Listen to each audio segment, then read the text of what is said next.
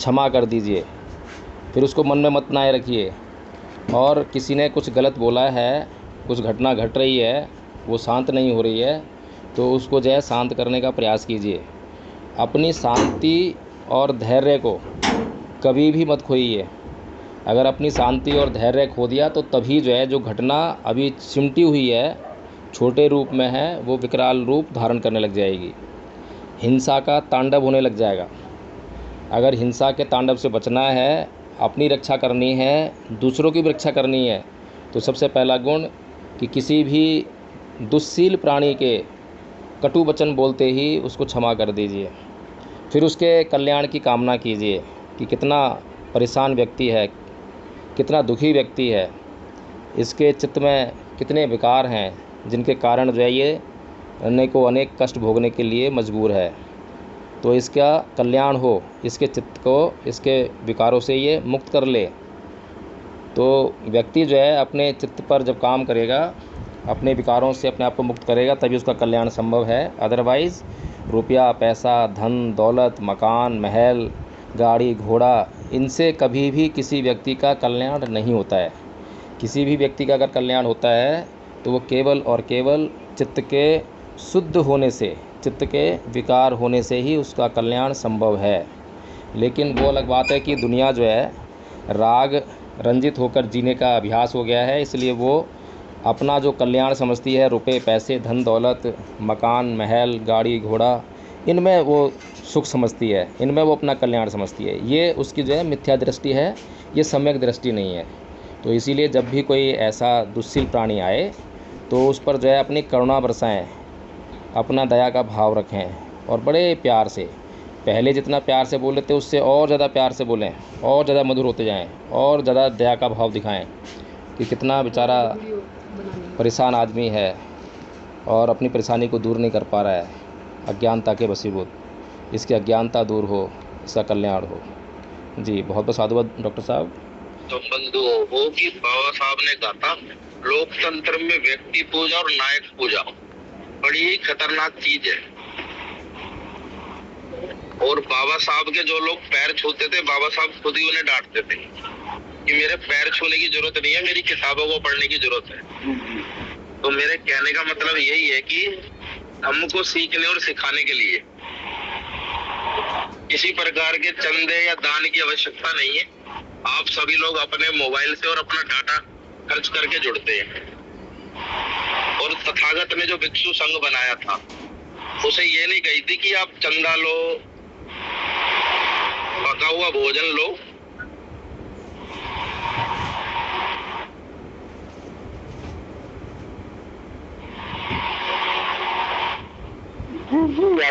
बहुत सही कहा आपने।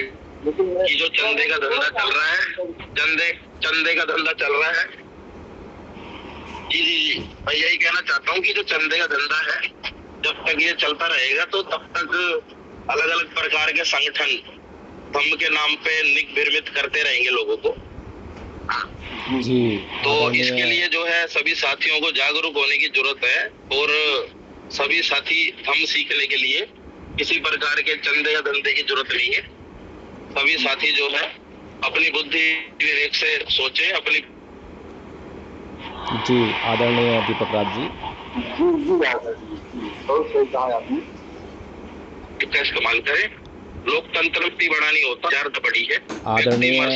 आदरणीय दीपक राज जी, आप जो भी कहना चाहते हैं, अगर सत्य बोल रहे हैं तो उसको स्पष्ट रूप में कहें। इस तरीके से जो इनडायरेक्ट रूप से आप कहने का प्रयास कर रहे हैं, हो सकता है कि हमारे संघ में जो लोग समझना चाहते हैं वो ना समझ पाएँ उसको। इसलिए बिल्कुल निर्भीक होकर और स्पष्ट रूप से बोलें, क्या कहना चाहते हैं आप? जी मैं यही कहना चाहता हूँ कि लोकतंत्र के अंदर जो है उसकी नायक पूजा या व्यक्ति पूजा होने लग जाएगी तो वो तानाशाह बन जाएगा। ये तो आप तानाशाही को रोकने के लिए लोगों का जागरूक होना और शिक्षित होना बड़ा जरूरी है। ये आप किससे बोल रहे हैं? आप किसकी ओर संकेत कर रहे हैं? सभी साथी और धम्मबंधुओं से बोल रहा हूँ।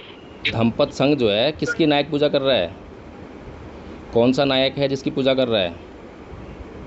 धम्मपद संघ है जी, धम्मपद संघ है या संगठन है? इसने, इसका अकाउंट तो चलता है दंपत ट्रस्ट के नाम से जी इसने पहले कार्यक्रम में सर्टिफिकेट बांटे दंपत ट्रस्ट के नाम से जी और रजिस्ट्रेशन कराया दंपत ट्रस्ट के नाम से। जी। तो कृपया बताएंगे कि संघ कब बन गया? अभी आपकी आपत्ति क्या है वो बताएं। आपकी आपत्ति क्या है वो मुझे बताएं। तो कोई आपत्ति नहीं है। मैं पूछना चाह रहा हूँ कि आप जो है संघ से कितने लंबे समय तक जुड़े रहे? जी मैं कोई संघ से नहीं जुड़ा था, मैं तो दंपत ट्रस्ट से जुड़ा था। मेरे को जो सर्टिफिकेट मिला हुआ है मैं आपको लोगे दिखा दूंगा, वो दंपत ट्रस्ट के नाम का मिला हुआ है। जी और जी जिस अकाउंट में मैंने कभी भी जो भी पेमेंट की वो दंपत ट्रस्ट के नाम से की, मुझे दंपत संघ नाम का कुछ दिखाई नहीं दिया। अच्छा, कृपया आप बताएं। तो दंपत ट्रस्ट जो किसका है?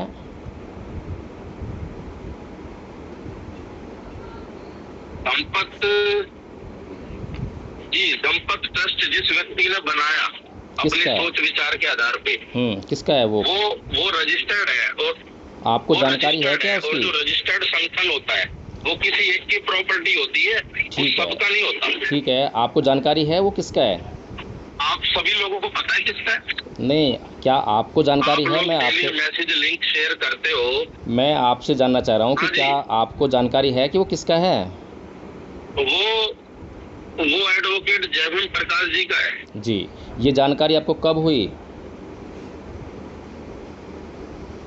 ये जानकारी जब मैंने पहली बार मैसेज का लिंक पढ़ा ना, तो उसमें जो नीचे लिखा हुआ आया, जो आप बड़ा वाला लिंक शेयर करते हो कि हिंदू धर्म ने वैशाली संस्कृति का फैला दिया, ऐसे कर दिया, वैसे मैं कर ये दिया। पूछना चाह रहा हूँ उसमें जब आप आदरणीय लंबा जी। पूरा पढ़ोगे ना उसे ध्यान से, जी जी जी। उसे आप ध्यान से आदरणीय बारीकी से पढ़ोगे तो उसमें नीचे लिखा हुआ है आदरणीय दीपक राज जी ट्रस्ट और दंपत trust ji established by advocate Jaibhim Prakash ji. आदरणीय दीपक राज जी, थोड़ा सा हरपाल सिंह जी का हैंड लाइट है, थोड़ा सा उनसे बात कर लें। मैं थोड़ा सा रोकना चाहूँगा आदरणीय वकील साहब को, थोड़ा सा वेट कर रहे हैं क्योंकि दीपक राज जी जो है कुछ समस्या को लेकर आए हैं और वो बार बार नहीं आ सकते, तो मैं चाहूँगा कि थोड़ा उनसे बात कर लूँ। तो आदरणीय दीपक राज जी, मैं आपसे जानना चाह रहा हूँ कि जब आपने दंपत ट्रस्ट को ज्वाइन किया तब आपको इस बात की जानकारी थी कि ये किसका संघ है, किसका दंपत ट्रस्ट है ये? जी मैंने ज्वाइन किया था ये देखकर कि हाँ भाई यहाँ से काफी कुछ सीखने को नहीं, मिलेगा। मेरा प्रश्न ये नहीं है आदरणीय जी, मेरा प्रश्न ये नहीं है। मेरा प्रश्न ये है, मैं बता देता हूँ एक बार, थोड़ा सा मुझे बोलने का नहीं, मौका वो दीजिए आदरणीय जी। उसका कोई संदर्भ नहीं है आदरणीय दीपक राज जी। संदर्भ इस बात का है कि जब आपने दंपत ट्रस्ट को ज्वाइन किया, जब आपको इस बात की जानकारी थी कि ये ट्रस्ट किसका है? जी बिल्कुल जानकारी थी। जी, आप जो है उससे जुड़ने के कितने महीने तक जो है दंपत ट्रस्ट जुड़े रहे? मैं कोई लगातार 7-8 महीने जुड़ा रहा। जी, आपने दंपत ट्रस्ट से क्या क्या सीखा? दंपत ट्रस्ट से मैंने जो है 5 गाथाएं दंपत की और जयमंगल गाथा और परित्रण पाठ सीखा। बस यही सीखा? कुछ और भी सीखा क्या? वो भी केवल पाली में बोलना। चलिए कोई बात नहीं, कोई बात नहीं, कुछ तो सीखा आपने। हमें तो इस बात के लिए हम आपके अनुग्रहित हैं कि आपने कुछ सीखा। तो कुछ और भी सीखा? बस यही सीखा? जो होता है उसे मैं सच बोलता हूँ। जी जी, बहुत साधुवाद। तो अब मुझे एक बात बताइए कि क्या दंपत ट्रस्ट ने कभी आपको जो है दान देने के लिए आपको विवश किया है कि आप दान दीजिए? कभी किसी आचार्य ने, कभी किसी साथी ने आपको विवश किया इस बात के लिए? आपको पर्सनली फोन पे बताऊंगे सामने, इस बात को आपको पर्सनली फोन पे बताऊंगे, सबके सामने क्लियर बताऊंगा। नहीं, सबके सामने बताइए, सब पर्सनल वाली कोई बात ही नहीं है, आप सबके सामने बताइए। ठीक है भाई, सभी साथी सुनिए। जो पहला प्रोग्राम था 24 दिसंबर मनुस्मृति ध्यान दिवस 2024 चल रहा है 23 का। मेरे पास एडवोकेट जयभीम प्रकाश जी का फोन आया कि अर्चना गौतम नाम की लेडीज, इसको फोन ये नंबर है, उनको बोलिए हम आपको मुख्य वक्ता बना देंगे, आप जो है ज्यादा दान दे दीजिए। क्या एडवोकेट जयभीम प्रकाश जी सच स्वीकार करेंगे? जी, आप बिल्कुल ठीक बोल रहे हैं, मैंने ऐसा कहा था आपको करने के लिए। आगे बोलिए और बताएं आप जो है। जी बस मैं यही कहना चाहूंगा, तो फिर इसके आगे इसके आगे अब सारा क्लियर ही हो गया और आप बता दें। नहीं, मैं ये जानना चाह रहा हूँ, ये जो आपने बात कही है ये तो आपसे संबंधित है ही नहीं। इसको तो आपने संघ को सूचित कर दिया, अब संघ का मामला है, संघ अभियोग लेकर आएगा, उसके ऊपर आरोप लगाएगा, संघ उससे निपटेगा, कोई बात नहीं हो। तो ये तो बहुत अच्छी बात की आपने, ऐसा करना भी चाहिए। देखिए, लेकिन मान्यवर जी, संघ आपसे जानना चाहता है आदरणीय दीपक राज जी कि क्या कभी क्या आपको कभी संघ ने दान देने के लिए विवश किया आपको, कि आपको दान देना ही है, या आपने कभी ये कहा हो कि मेरे पास दान नहीं है, मैं नहीं दे सकता, तो आपको तब भी आपको जो है दान ना देने के कारण जो है कुछ आपके साथ में कुछ ऐसा उल्टा सीधी हरकत की हो, कुछ ऐसा हुआ क्या आपके साथ में? देखिए मान्यवर जी, ऐसा तो कभी नहीं हुआ जी, बहुत बहुत धन्यवाद आपका। बात ये है कि हमने अपना बड़ा भाई समझ के, सुनिए मेरी बात पूरी सुन लीजिए। हमने जो है ये सोच के, भाई हमारा बड़ा भाई बढ़िया काम कर रहा है और किसी प्रकार का घमंड नहीं है, जहाँ बुलाते हैं वहाँ आ जाता है, और जैसे बिठाते हैं वैसे बैठ के थाली में दे, पत्तल में दे, हाथ में दे, रोटी खा लेता है। चलो ठीक है, बढ़िया आदमी है। लेकिन हमें ये चीज खराब लगी कि 10 लोगों की बराबरी करने के बाद और इतना सहयोग करने के बाद, पूरे कार्यक्रम की व्यवस्था करने के बाद, 8 घंटे ड्यूटी करके इतनी भागदौड़ करने के बाद, पूरा पोडियम मंगा के देने से लेके सारा कुछ सहयोग करने के बाद, और एकमात्र छोटी सी चीज कि पवारना विधि को बंद कर दो, ये कहा गया। बोला नहीं, मेरा चलाया हुआ संगठन, मेरे द्वारा शुरू की हुई चीज बाहर का आदमी अगर आके बंद कर देगा तो ये मेरे लाख का सवाल हो जाए, और उसको बंद नहीं किया गया। इससे अच्छा ये किया गया कि आप यहाँ से छोड़ के चल दो और लेफ्ट हो जाओ। क्या आप बता सकते हैं कि जो आपने बात कही है उसमें कितनी सत्यता है, कितने सत्य बोल रहे हैं आप? क्या आपकी बात पूरी तरह सत्य है? अगर आप ये कह सकते जी मान्यवर जी, अगर आप ये कह सकते हैं कि योगेंद्र जी नोट कर लीजिए कि जो अध्यक्ष पर जो आचार्य प्रचार्य होंगे वही संचालन और अध्यक्षता करेंगे। जब आप अपनी चला के ये कह सकते हैं तो आप अपनी चला के ये भी कह सकते हैं कि भाई पवारना विधि पे बहुत विरोध हो रहा है, इसे बंद कर दो, और ये जो है क्षमा याचना होगी, कल से क्षमापन्ना होगी, पवारना विधि नहीं होगी। आदरणीय कुछ होता ही नहीं, फिर आदरणीय दीपक राज जी, करने की जरूरत ही नहीं पड़ती। आदरणीय दीपक राज जी, हो सकता है कि कई बार जो है मैं संघ के ऊपर एक अधिनायक होते हुए या अधिनायक का होने का रौब झाड़ने लगूं। क्या संघ में इस बात का कोई उपाय किया गया है या नहीं किया गया कि यदि एडवोकेट जय भीम प्रकाश ऐसा कोई कदम उठाए अधिनायकवाद का जो है, तो उसके खिलाफ जो है कोई कार्रवाई की जाती है या नहीं की जाती? वो स्वतंत्र है या नहीं है संघ के सदस्य? जी मान्यवर जी, मान्यवर जी, मैंने तो एक बार इससे पहले देखा, मैंने ही आपके ऊपर आरोप लगवाया और मैंने ही सजा दिलवाई संघ से कि आप अपने परिवार को खाना बना के खिलाएं, और आपने स्वीकार करा। लेकिन और आपको ये भी आदेश दिया गया कि आप उसकी फोटो और वीडियो डालेंगे, लेकिन आपने ये कहा कि मुझसे धम देश न करने को कहा जाए, मुझे खाना बनाना नहीं आता। दीपक राज जी फोर्स में जॉब करते हैं, इनको खाना बनाना आता है। आपने उस आदेश को पूरा ही नहीं किया। मैं ये मानता हूँ आप संघ से बड़े हैं, छोटा है। आदरणीय दीपक राज जी, यदि आप अभी कुछ और बात कहेंगे, फिर दूसरी बात जो है कहीं और चले जाएंगे, फिर तीसरी बात पकड़ लेंगे, इस तरह तो कोई समस्या हल होगी नहीं। आपने पहले आरोप लगाया कि संघ जो है दान लेता है, फिर दूसरा आरोप लगाया कि ये संघ और ट्रस्ट क्या है, ये ट्रस्ट था, ये संघ कब बन गया।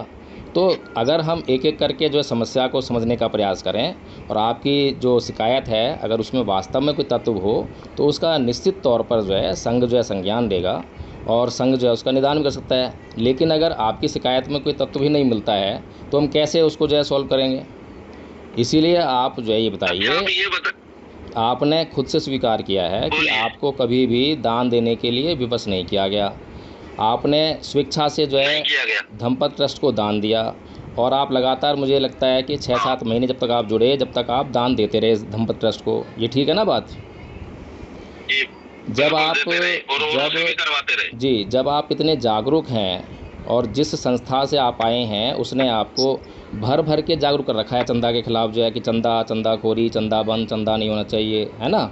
तो आप पहले से ही जागरूक थे। फिर आप ये जानते हुए कि धम्पत ट्रस्ट तो पूरा का पूरा दान पर चलेगा, तो आपने उस धम्पत ट्रस्ट को ज्वाइन ही क्यों किया? उसमें आपने दान दिया क्यों? ये सवाल तो आपसे बनते हैं। मैंने आपको इसका उत्तर पहले ही कि मुझे आपके अंदर किसी प्रकार का अहंकार नजर नहीं आया। नहीं, ठीक है, अब मेरी अहंकार बात नजर आप नहीं ध्यान से आया। सुनिए। वो तो आदरणीय दीपक समाज राज के जी, अंदर आदरणीय दीपक राज जी, वो तो एक अलग बात हो गई। वो तो एक व्यक्तिगत गुण हो गया। व्यक्तिगत नहीं, गुण जो है, अब जो मैं बोल रहा हूँ आप सुन ही नहीं रहे हो फिर पूरी बात। चलिए बताइए। देखिए, मैंने आपको 26 नवंबर 2023 को संविधान दिवस के कार्यक्रम में अपने घर बुलाया। आपने एक बार में मेरा इनविटेशन एक्सेप्ट कर लिया। अगर धम्पत संघ, जो कि धम्पत ट्रस्ट के रूप में शुरुआत हुई, फिर उसने जो है अपना काम धम्पत संघ के रूप में करना शुरू किया। यदि अब तक जो बातें आदरणीय दीपक राज जी ने संघ के कल्याण हेतु, संघ को जगाने के लिए, संघ को एक चेतना पैदा करने के लिए जो बातें रखी हैं, उन बातों के विषय में यदि कोई भी आचार्य, प्राचार्य, कोई भी सदस्य यदि कोई बात रखना चाहे तो रख सकते हैं। कोई भी मन में संदेह हो, कोई भी बात हो, तो उसे अपने मन में ना रखें, उसको दूर करें। यदि किसी को कोई संदेह हो, कोई बात कहनी हो, तो उसे रखें। जी, यदि किसी के मन में कोई संदेह हो, कोई बात कहनी हो, तो उसे रखें। जी, आदरणीय आचार्य प्रवेश जी, आप आमंत्रित हैं, बताएं। जी, सभी को जय हिंद, बहुत साधुवाद आपको। आदरणीय जी, पहली बात तो ये है, जो दीपक राज जी के प्रश्न है, 3 प्रश्न उन्होंने उठाए। पहला प्रश्न ये था कि धम्पत ट्रस्ट है कि धम्पत संघ है। देखिए, मैं ये क्लियर कर देना चाह रहा हूँ कि ट्रस्ट धम्पत ट्रस्ट ही है, जिसके माध्यम से धम्पत संघ बनाया गया है। जिस प्रकार से आप जॉब भी करते हैं सेना में, मैं आपको उदाहरण आप ही का दे रहा हूँ कि कुछ चीजों में जो है उनको कहीं कहीं स्टेपों में बांट दिया जाता है, सैनिक सेम ही रहते हैं। ये कोई औचित्य नहीं है कि कौन सा संघ क्या कर रहा है। जो भी दान देगा या संघ में सम्मिलित होगा, वो किसी की भी जबरदस्ती से सहयोग नहीं करेगा, वो संघ के ही बुद्धि से मतलब संगठन को या संघ को सहयोग करेगा। इसमें सीधी सी बात है, कोई जबरदस्ती किसी से अगर लेता है तो वो स्वयं जो दे रहा है और जो लेने वाला है, वो दोनों दोषी है। ये बात तो यहाँ क्लियर हो जाती है। दूसरी बात ये है कि संगठन भारत के अंदर बहुत बन रहे हैं या नहीं बन रहे हैं, हमारा उद्देश्य किसी का भी ये नहीं है। हम लोग जब सब एक दूसरे से जुड़े, केवल ये उद्देश्य है कि हमारे जितने या हमारे आसपास या हमारे जीवन में सुख शांति कैसे आए, यही हम सबका लक्ष्य है। इसलिए हम एक दूसरे से सब जुड़े हैं। इसमें कोई भी किसी पर भी किसी प्रकार का कोई आरोप नहीं है।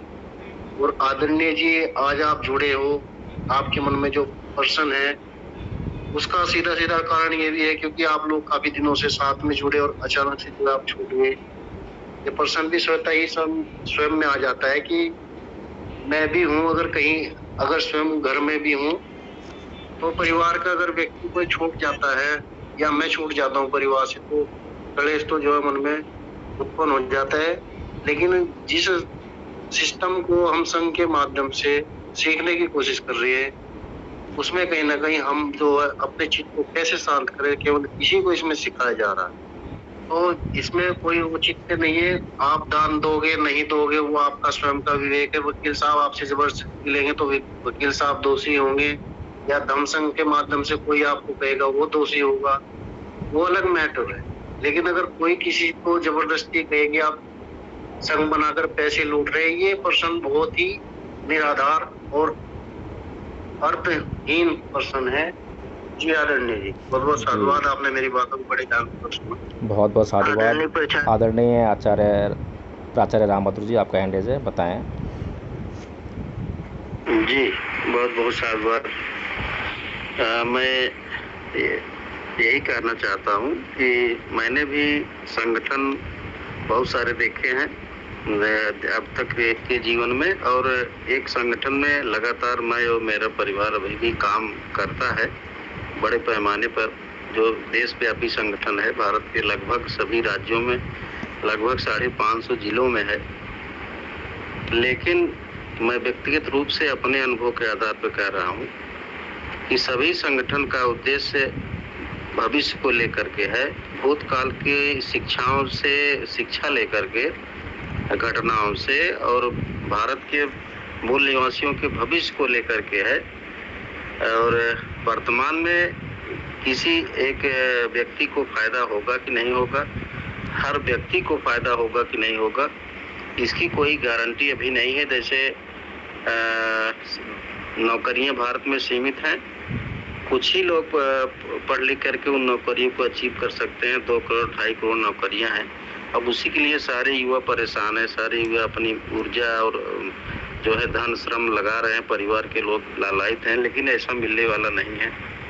लेकिन धम्मपथ संघ में जुड़ करके, चाहे वो अदना सा बच्चा हो, बूढ़ा हो, जवान हो, स्त्री हो, कोई भी है, सब अपने जीवन के जो भी प्रश्न उठ रहे हैं मन में, जो भी जिज्ञासा उठ रही है, उसको समन करने का एक तरीका सीखा। हमने भी सीखा साल भर से, और बहुत सारे ऐसे प्रश्नों का उत्तर मिला जो इतने संगठन में काम करते हुए नहीं मिल पा रहा था, और यह रास्ता मिला।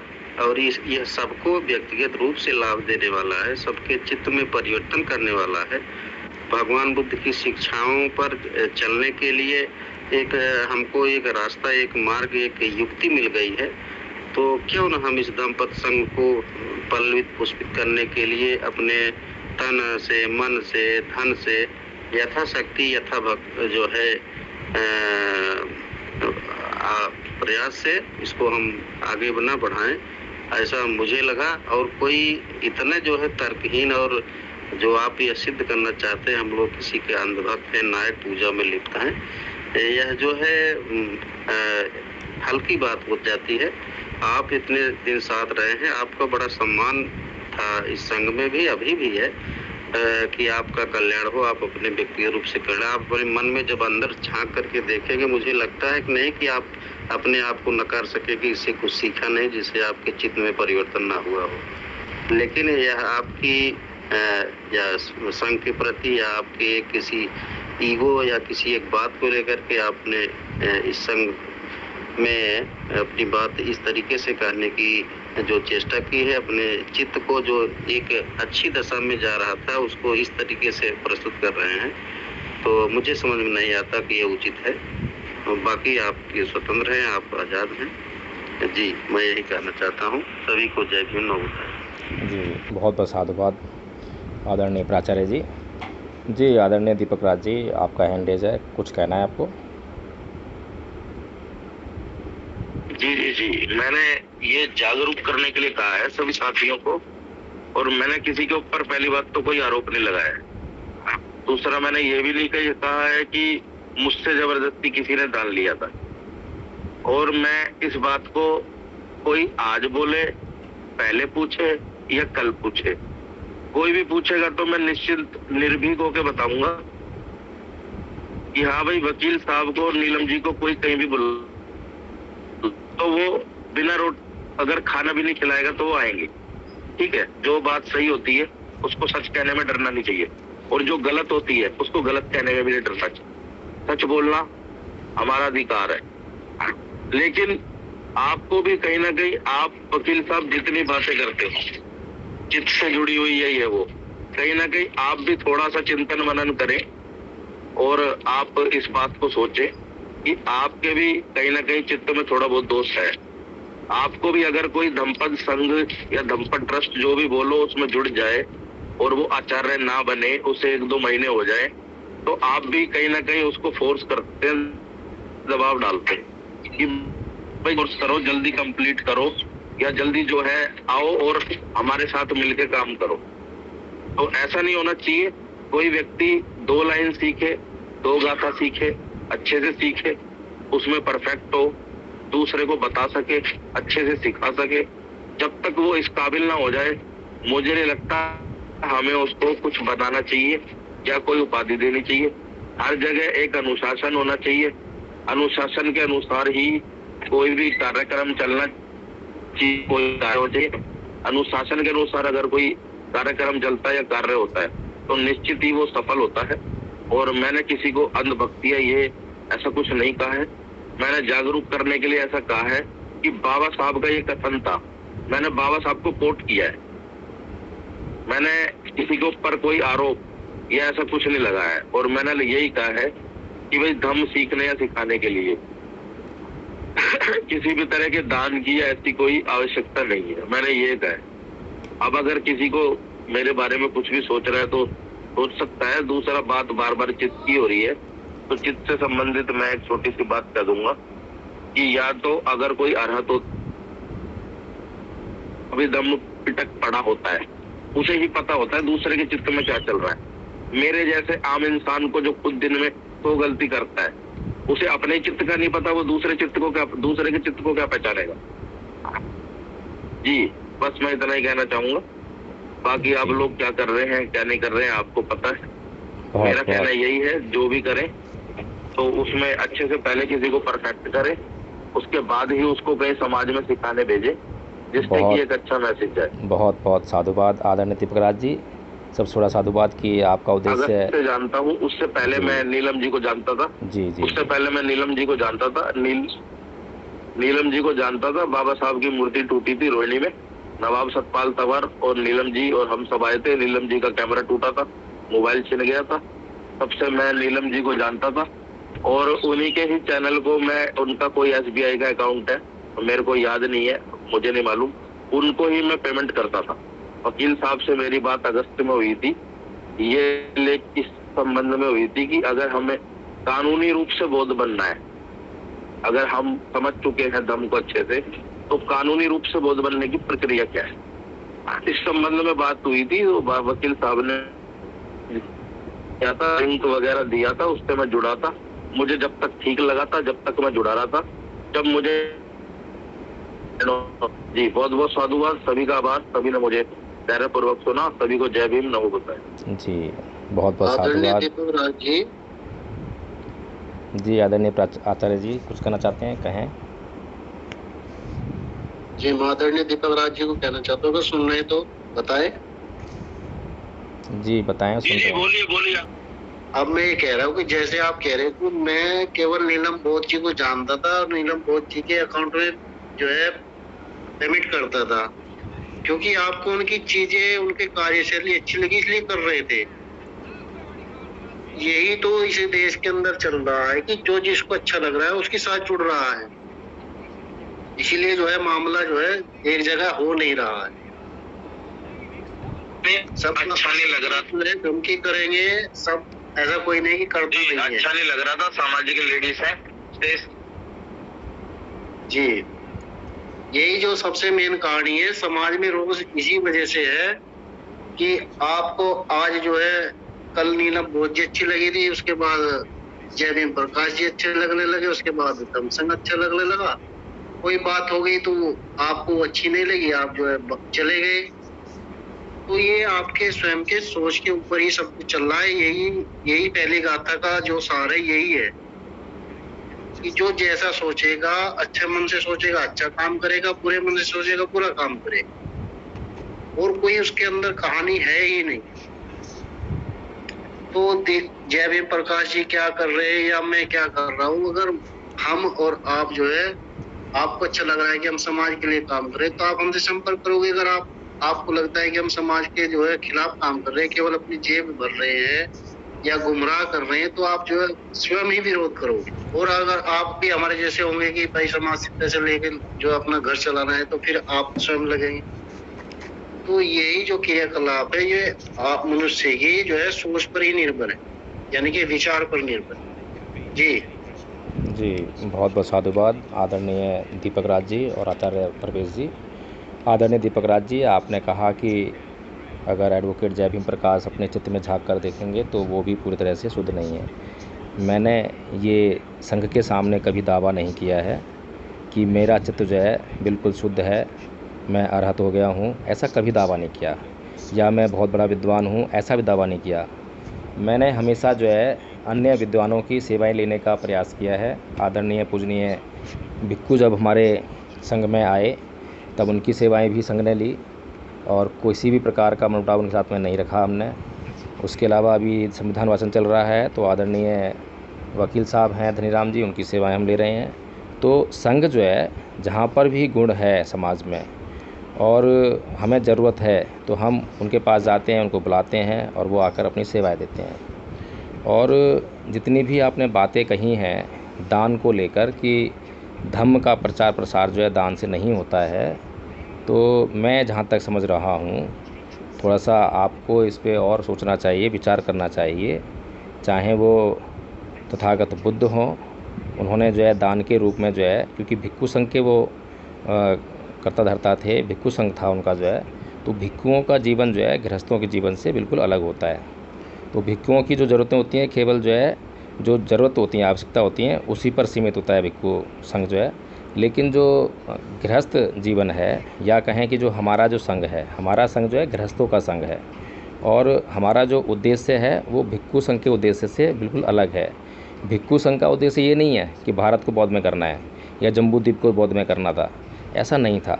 लेकिन ये हमारी अपनी जो है आज की सामाजिक ज़रूरत है कि हमें भारत को बौद्ध में करना है, क्योंकि हम देख रहे हैं, महसूस कर रहे हैं कि हमारे चारों तरफ जो वातावरण है वो लगातार दूषित होते जा रहा है, जिसका दंश जो है हमें भुगतना पड़ रहा है। और हमने इसको सही नहीं किया तो हमारी आने वाली नस्लें उसको झेलने के लिए मजबूर होंगी। जैसे कि लगातार पानी का अभियान चलाया जाता है, शुद्ध वायु का अभियान चलाया जाता है, तो उसे अगर आज हम क्लीन नहीं करेंगे तो आने वाली हमारी पीढ़ियाँ भुगतेंगी। तो इसी प्रकार से जो है जो बौद्ध भारत की जो कल्पना है, संकल्पना है, जो बाबा साहेब ने जो उद्देश्य दिया वो हमारे कल्याण के लिए दिया। तो इसको पूरा करने के लिए जो है अब साधन चाहिए और भी तमाम तरह के जैसे कार्यक्रम करने होते हैं। तो अभी जिस संघ से आप जुड़े थे, सवर्ण संघ से, तो वो सारे नौकरी वाले लोग हैं, आप अंतर देख रहे होंगे। और यहाँ पर आप देख रहे होंगे कि यहाँ पर जो है कितने नौकरी वाले हैं। तो यहाँ पर अगर कार्यक्रम करना है तो एक कार्यक्रम करने के लिए आपने तो खुद ही उसमें मैनेजिंग कमेटी में थे, आपने खुद ही कार्यक्रम किया है, तो आप अच्छी तरह से जानते हैं कि किस प्रकार से जो है कितने कष्टों का सामना करना पड़ता है धन को इकट्ठा करने के लिए। और अगर वो दान ना लिया जाए तो कोई भी कार्यक्रम किया नहीं जा सकता, कहीं पर भी हम जो है हिल डुल नहीं सकते। फिर अगर अपनी जेब से लगाने की बात हो तो हम कितना अपनी जेब से लगा सकते हैं? अपनी जेब से लगाने की एक सीमा होती है। जैसे कि अभी जो संघ के साथी हैं वो महीने में कोई 500 रुपये का सहयोग करता है, कोई 1000 रुपये सहयोग करता है, कोई 2000 का भी करता होगा। तो एक सीमा है, उतनी तो अपनी जेब से लगा सकता है हर महीने जो है, लेकिन इससे अधिक जो है वो नहीं लगा सकता। तो जो अधिक की आवश्यकता पड़ती है वो सामूहिक रूप से जो है जब धन इकट्ठा किया जाता है तो उसी के माध्यम से वो सामाजिक और धार्मिक कार्यों को अंजाम दिया जाता है। तो ये आपके अपना सोचने का ढंग हो सकता है कि आपको हो सकता है कि आप कोई संगठन चलाएं और वहाँ पर आपको दान की आवश्यकता ना हो तो आप बिल्कुल ना लें। लेकिन यदि कोई व्यक्ति जो है काम कर रहा है और यदि उसको जो है दान लेने की आवश्यकता पड़ रही है तो उसमें कोई बुराई ना आज तक किसी ने समझी है और ना बुराई है, बशर्ते कि वो जो जिस उद्देश्य को लेकर चल रहा है उसका उद्देश्य शुद्ध होना चाहिए, पवित्र होना चाहिए। ये एक जो है इसका मेन जो है वो होना चाहिए, आधार जो है। अभी जैसे कि आदरणीय योगेंद्र जी ने बताया कि कोई आई एम बुद्धा करके फाउंडेशन है, अब वो जो है लाखों करोड़ रुपए का वहाँ से जो है चंदा उठा रहे हैं। तो वो जो बड़े पैमाने पर जो इतना घपला हो रहा है उससे जो है क्या काम हो रहा है, क्या उद्देश्य को प्राप्त हो रहा है, तो वहाँ पर हम लोग जो सवाल नहीं करते हैं। लेकिन यहाँ पर जो है हम लोग जो काम कर रहे हैं और बिल्कुल जैसे कि आपको यहाँ पे पूरी स्वतंत्रता के साथ में हम आपको जो है पूछ रहे हैं, आपसे बार बार पूछ रहे हैं, जितनी बार आप हैंड रेज कर रहे हैं आपको मौका दे रहे हैं, कोई भी बात जो है चोरी से नहीं कर रहे हैं, कोई छुपा के नहीं कर रहे हैं, तो पूरी तरह से खुलकर इसलिए कर रहे हैं कि कहीं पर कोई संदेह ना रह पाए। एक बार की बात मुझे याद है कि मान्यवर साहब कांसीराम जी के ऊपर किसी ने शायद चंदे का आरोप लगाया था। अब चंदे से ही काम चलना था। अब मान्यवर कांसीराम जी जानते थे कि बिना चंदे के तो काम चलेगा नहीं, तो उन्होंने देखा कि भाई अगर समाज का विश्वास नहीं आएगा तो बड़ी समस्या हो जाएगी। तो उन्होंने उस दिन शायद घोषणा की थी कि आज से मेरा परिवार नहीं होगा, कोई बैंक अकाउंट नहीं होगा, कोई संपत्ति अर्जित नहीं होगी। तो वो जड़ी काट दी थी उस चीज़ की जो है। तो इस तरह से जो है हमें सोचना चाहिए, समझना चाहिए। हमारे पास जो है सारे मार्गों का, सारे सिद्धांत मौजूद हैं, सारे मार्ग मौजूद हैं। हमें कोई नया मार्ग खोजने की आवश्यकता नहीं है। आज केवल खोजे गए मार्गों पर चलने की आवश्यकता है और अपने चित्त को जो है पवित्र करने की आवश्यकता है। आपने कहा कि मैंने संघ से जो है प्रथम वर्ष का कोर्स सीखा, 5 पद सीखे, जय मंगल रहा सीखी, वो महत्वपूर्ण नहीं है। ये तो कोई भी याद कर लेगा, लेकिन जो महत्वपूर्ण चीज़ थी जिसके बारे में जब हम आपके नागपुर में गए थे घर में जो है, तो आपकी मिसेज ने भी उस बात की तारीफ़ की थी कि जब से संघ से जुड़े हैं सबसे जो है बदलाव है, तो वो महत्वपूर्ण था।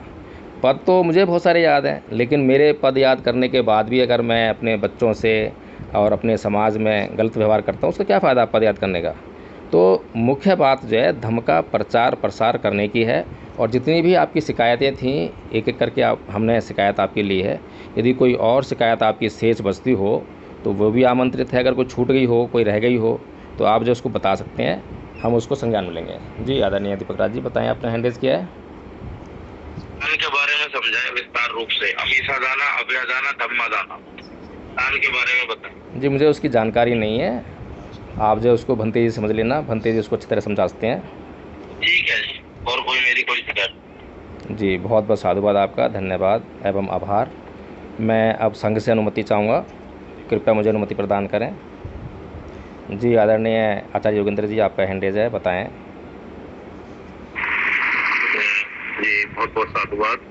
तो आदरणीय जी, मेरा एक ऐसे ही जो अभी बात चल रही थी तो प्रश्न था कि अभी आदरणीय इक्को बनते करुणासिल राहुल जी के नेतृत्व में राजस्थान जयपुर में एक प्रोग्राम हुआ था अभी, तो उन्होंने उस प्रोग्राम को मतलब जो उसका उद्देश्य था वो यही था धम्म का प्रचार प्रसार करना, और वहाँ पे रजिस्ट्रेशन की जो चार्जेस रखे गए थे वो लगभग 1500 के आसपास थे, कंफर्म नहीं है मुझे। तो इस तरीके से रजिस्ट्रेशन और अंते राहुल जी के नेतृत्व में जो प्रोग्राम हुआ था वहाँ काफी बड़े बड़े लोग गए थे, तो वो धम्म प्रचार। और अब हम जो यहाँ संघ की तरफ से जो हमारे यहाँ पे गरीब मजदूर तबके के सदस्य भी जुड़ते हैं, और हम संघ जो है उनका पूर्ण तरीके से ध्यान रखता है कि कहीं पर कोई प्रोग्राम रखा जाता है तो उन्हें आने जाने का भी किराया मुहैया कराया जाए और सुविधा दी जाए। तो इसमें और उसमें थोड़ा सा जो है आप कृपया समझाने का जो है प्रयास। बहुत बहुत साधुवाद आपका प्रश्न करने के लिए। और जो भंते करुणाशील जी ने जो फ़ीस रखी है, अब वो क्या कर रहे हैं, किस प्रकार से कर रहे हैं, उसकी मुझे अब कोई जानकारी नहीं है। लेकिन जो आपने बताया कि 1500 रुपये फ़ीस है प्रति व्यक्ति जो है, लेकिन मैं धम्मपद संघ के बारे में बता सकता हूँ कि धम्मपद संघ समता पर आधारित है, समानता पर आधारित है। हम मुझे अच्छी तरह से याद है, आदरणीय दीपक राज जी को अच्छी तरह से याद होगा, जब आदरणीय ब्रजलाल जी ने जबकि गुड़गांव में काम कर रहे थे और हमारा प्रोग्राम था यहाँ पर दिल्ली में, तो उन्होंने कहा था कि मुझे 3-4 दिन की जो झाड़ी है वो मिलने वाली है, 700 रुपये करीब मिलेंगे और मैं सबका सब जो है संघ को दे दूँगा। तो आदरणीय दीपक राज जी ने ही वो व्यवस्था की थी, और हमने उनसे कहा था कि आपको जो है बिल्कुल भी संघ को दान देने की आवश्यकता नहीं है, आप पहले अपनी आवश्यकताओं की पूर्ति कीजिए, और संघ जो है आपके आने जाने की भी व्यवस्था करेगा। आपका जो भी खर्चा हो संघ को बताएं, आपको वो संघ देगा। ये आदरणीय दीपक राज जी भी जानते हैं।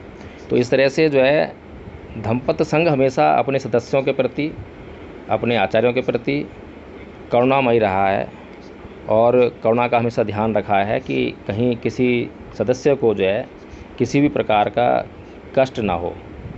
अगर हमारी तरफ से अगर किसी को कष्ट होगा तो जो हमारा जो समता का जो भाव है जो हम सीख रहे हैं, तो वो शायद जो है निष्फल होने लगेगा। तो इस तरह से तो हम कह सकते हैं, बाकी जो ज़्यादा कुछ कहने की आवश्यकता नहीं है कि करुणाशील राहुल जी क्या कर रहे हैं और हम क्या कर रहे हैं। समय लगेगा, उन्हें बहुत समय लगा है, शायद 2008-9 से वे काम कर रहे हैं इस फील्ड में जो है, 2002 से, और आज 2024-25 चल रहा है।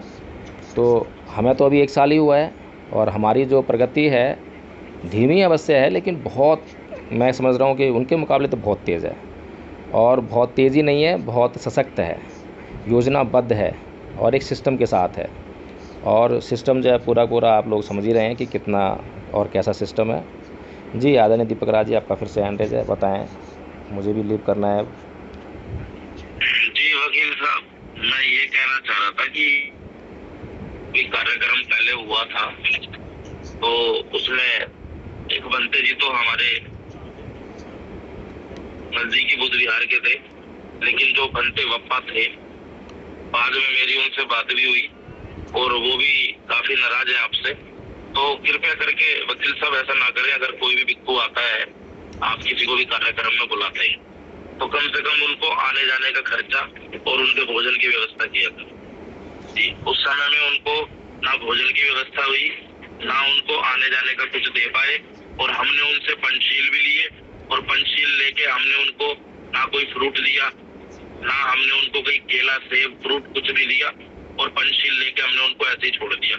हो सकता है आप कार्यक्रम में व्यस्त रहे हो, मैं उसका ब्लेम नहीं कर रहा हूँ, लेकिन इस बात का ध्यान रखा जाए कि जो भी अगर हम भिक्खु को बुलाते हैं तो भिक्खु का कोई इनकम का सोर्स नहीं है, उसको हम कम से कम आना जाना और भोजन की व्यवस्था करें। आदरणीय दीपक राज जी, शायद आपको याद नहीं है, आपने ही मुझसे कहा था कि मैंने जो है 3 भिक्खु थे, तीनों को मैंने भोजन करा दिया है।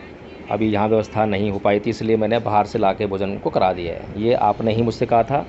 दूसरा, आपने मुझसे ये भी कहा था कि आपने अपनी वकील साहब जी बनते बप्पा चले गए थे, बनते बप्पा ने मना कर दिया कि भाई मेरे पास टाइम नहीं है, मुझे जाना है जी। 2 भिक्खु जो बचे थे उनको मैंने भोजन करा दिया। यानी सही, मैं सही कह रहा हूँ ना, ऐसा हुआ था, मैं ये तो पूछ रहा हूँ। तो उसके अलावा आपने ये भी कहा था कि मैंने अपनी पॉकेट से जो है उनको जो है दान भी दे दिया है, तो आपने मुझे इस बात की सूचना दे दी थी। और दूसरी बात ये है कि जब भी हम किसी भिक्खु को कहीं भी किसी भी कार्यक्रम में लेकर जाते हैं, और भंते बप को जो है हम कई कार्यक्रम में लेकर गए हैं, उनके आने जाने की व्यवस्था करते हैं, प्लस में उनको जो है कुछ ना कुछ जो है दान भी करते हैं। ऐसा कभी नहीं होता है कि हम जो है इस प्रकार से ख्याल ना रख पाएँ। ये जो प्रोग्राम हुआ था इसके बारे में आप अच्छी तरह जानते हैं, लेकिन अगर शिकायतें कहीं पर हैं और शिकायत आपसे हुई है, शिकायत मुझसे नहीं हुई है, तो मैं ये समझता हूँ कि उनका भी जो है थोड़ा सा संयम जवाब दे गया, और उन्हें जो है खुद से जो है मुझे बताना चाहिए था, संकुप्ताना चाहिए था। मेरी उनके उसके बाद भी उनसे मेरी कई बार बात हुई है, और अभी भी मैंने जो है 2nd ईयर का कोर्स कंप्लीट करने के लिए जो है संकलन करने के लिए उनसे निवेदन किया था, तो उन्होंने मुझे आश्वासन दिया था कि हाँ वो करवाएंगे। तब भी उन्होंने मुझसे कोई शिकायत नहीं की, और ना ही ऐसी कोई नाराज़गी उन्होंने व्यक्त की है। फिर भी मैं जो है इस बात को जो अपने संज्ञान में रखूँगा, क्योंकि आपने जो बात कही है ये ध्यान देने योग्य बात है। इसको जो है मैं अपने ध्यान में जो है सदैव रखने का प्रयास करूँगा। बहुत बहुत साधुवाद आपका। और कोई बात हो तो बताएं संघ, यदि कोई और बात किसी के मन में शेष हो, कोई संदेह हो तो स्पष्ट करें, अन्यथा मुझे अनुमति दें, मैं मीटिंग से लेफ्ट होना चाहता हूं अब जो है जी। जी बहुत बहुत साधुवाद आदरणीय प्राचार्य हरदत्त चंद्रा जी, बहुत बहुत साधुवाद, धन्यवाद सभी का।